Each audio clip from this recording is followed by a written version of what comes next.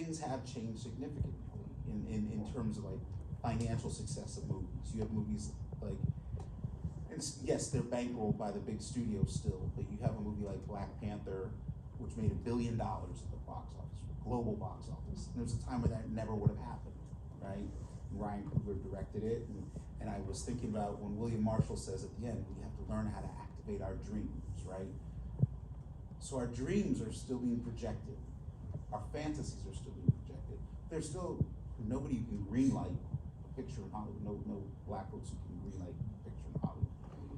There are some filmmakers, Ryan Coogler and Jordan Peele and a handful of others, who have more power than any other black filmmakers had in the past. So there is some progress. But then, as Dr. Hill said, the wheels of justice grind slow, right?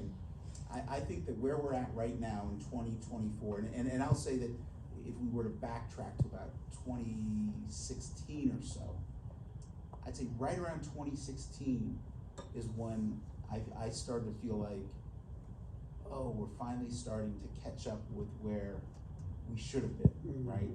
Like if the Blaxploitation movies hadn't stopped, and they didn't really stop, they just became something else. You know, by the mid '80s, they were making movies like Crush Groove and Break In. They were always making low budget films for black audiences. The Last Dragon. When The Last Dragon came out, it was like all over Variety because it made a bunch of movie and a bunch of money. And whenever a black movie would make money, there would always be an article like every 2 years in Variety. Black movies making money and black people finally arrived, you know? And you know, Eddie Murphy, between 48 Hours, Trading Places, and Beverly Hills Cop, 3 movies in 2.5 years, global box office, all 3 of those movies made over $1 billion, right? But it took a long time to get to where we're at now. I feel where we're at now, we really should have been at by 1984, you know?